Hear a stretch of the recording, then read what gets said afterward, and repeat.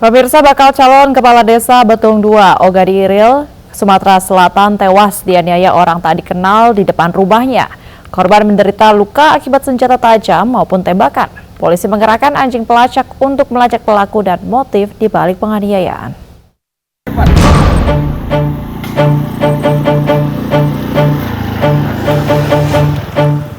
Aparat Reskrim Polres Ogan Ilir, Sumatera Selatan menelusuri sebuah jalan yang dilalui terduga pelaku usai membunuh bakal calon kepala desa Betung 2. Anjing pelacak ikut dikerahkan di lokasi yang menuju ke hutan. Polisi juga masih mendalami motif pembunuhan Arfani. Dugaan sementara, Arfani dibunuh bukan karena pencalonan dirinya sebagai kepala desa, melainkan terkait permasalahan pribadi. Sementara mungkin motif pribadi Bang ya. Tapi itu sementara masih banyak dugaan-dugaan yang lain. Makanya saya belum bisa menyimpulkan karena kami masih mengumpulkan saksi-saksi bucket. Bang, kalau dari ini memang dugaannya pelaku itu satu orang atau lebih dari satu, Bang? Nah, kalau dari keterangan saksi masih satu orang.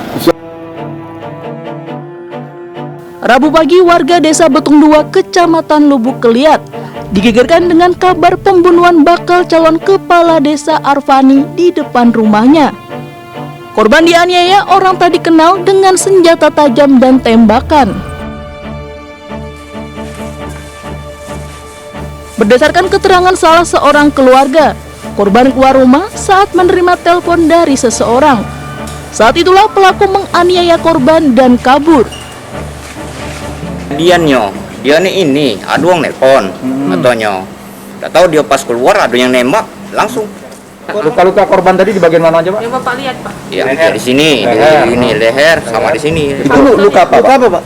Luka senjata tajam. Bukan tembak, Pak? Bukan. Oh, nggak ada tembakan, nggak ada, Pak. Ada katanya tapi belum ini. Iya. Arfani 53 tahun ikut mencalonkan dirinya sebagai Kades Betung 2 yang akan berlangsung pada Oktober mendatang. Jasad korban dievakuasi ke rumah forensik Rumah Sakit Bayangkara Palembang untuk diautopsi. Tim gabungan TNI Polri meminta bantuan masyarakat untuk mengenali identitas keempat pelaku penembakan istri perwira TNI beberapa waktu lalu. Bagi masyarakat yang memiliki informasi untuk menghubungi anggota polisi maupun TNI terdekat.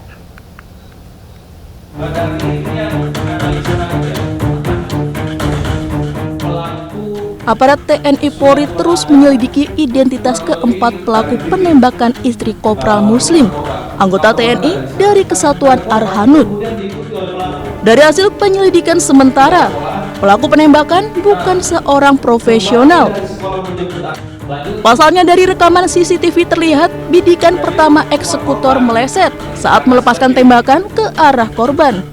Pelaku kemudian putar balik dan kembali menembak korban saat akan masuk ke rumah. Namun hingga saat ini, aparat belum bisa mengidentifikasi para pelaku yang menutupi wajahnya dengan masker dan helm. Untuk itu, TNI Polri berharap informasi dari masyarakat jika ada yang mengenali pelaku dari pakaian yang dikenakan maupun postur tubuh. Warga bisa melapor ke aparat TNI Polri terdekat atau menghubungi nomor telepon 0822 4274 6179. Kita ingin minta ya syukur-syukur ada informasi dari masyarakat. Oh ini tetanggaku ini, motor ini ya gitu. Yang helmnya ini si polanya rumahnya di sini misalnya gitu.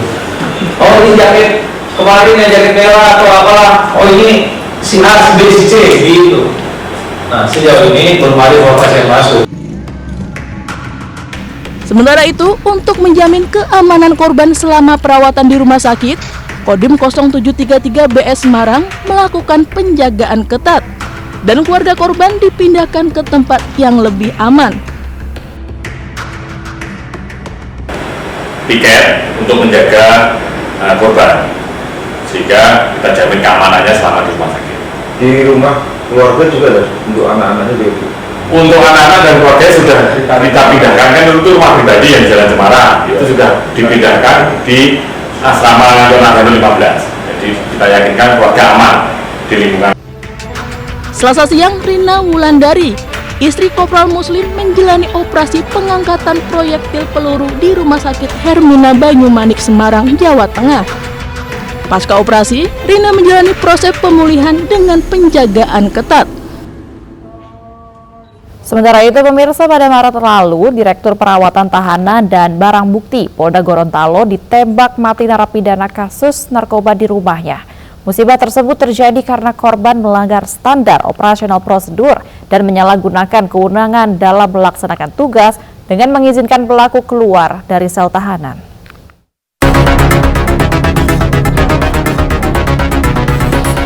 Polda Gorontalo mengungkap terjadi penyalahgunaan kewenangan dan pelanggaran SOP berdasarkan pemeriksaan Ditpropam Polda Gorontalo kepada AKBP Beni Mutahir.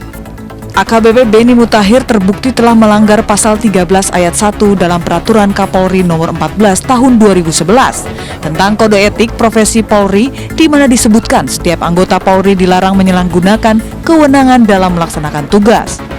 Dalam hal ini, yang bersangkutan sebagai Dirtahti memerintahkan anggota jaga tahanan mengeluarkan tahanan dan mengantarkan tahanan sampai ke rumahnya.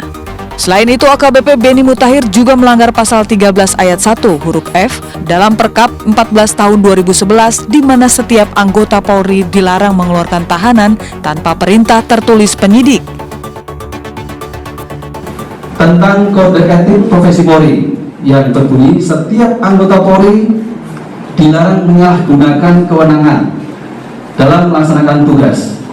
Dalam hal ini, yang bersangkutan sebagai Dirtahti telah memerintahkan anggota jaga tahanan mengeluarkan tahanan dan mengantar tahanan sampai ke rumahnya.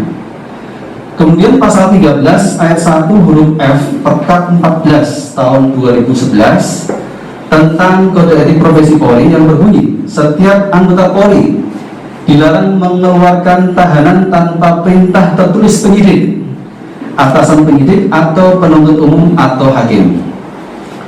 Dalam hal tersebut di atas, maka Dirtahti telah melakukan pelanggaran kode etik profesi Polri. Meski begitu, pemeriksaan terhadap dugaan pelanggaran yang dilakukan oleh Dirtahti AKBP Beni Mutahir telah dihentikan karena beliau telah meninggal dunia.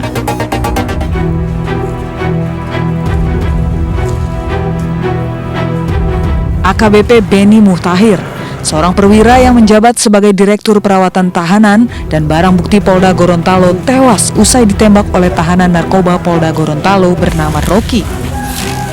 Korban ditembak pelaku saat mendatangi pelaku di rumahnya di perumahan Asparaga, Kelurahan Buangobotu, Kecamatan Duingingi, Kota Gorontalo. Korban tewas dengan luka tembak di kepala.